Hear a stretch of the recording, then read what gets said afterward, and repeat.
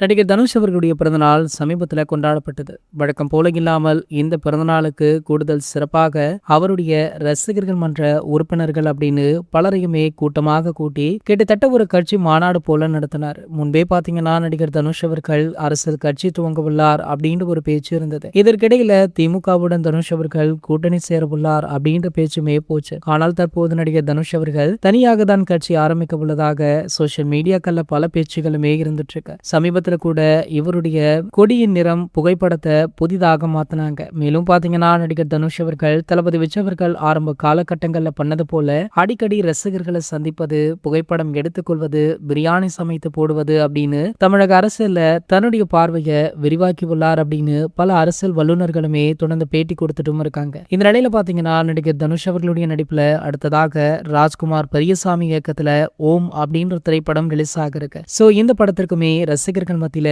நல்ல வரவேற்பு இருக்கு. இதனடுத்து பாத்தீங்கன்னா அடுத்ததாக வெற்றிமாறன் இயக்கத்துல ஒரு படம் ஒன்றுல நடிக்கிறாரு. சோ அந்த படத்திற்குமே நல்ல எதிர்பார்ப்பு இருக்கு. காரணம் வெற்றிமாறன் சாருடைய இயக்கம் அப்படின்றதுனால படத்தின் மீது உள்ள எதிர்பார்ப்பு பல மடங்கு உயர்ந்திருக்கு. சோ இந்த படத்துடைய ரிலீஸ் செய்தியில தற்போது ஒரு சிக்கலுமே ஏற்பட்டிருக்கா. அதாவது தனுஷ் மற்றும் வெற்றிமாறன் இணைகிற இந்த திரைப்படத்துடைய ரிலீஸ் செய்தியை அடுத்த ஆண்டு பொங்கலுக்கு வச்சிருந்தாங்க.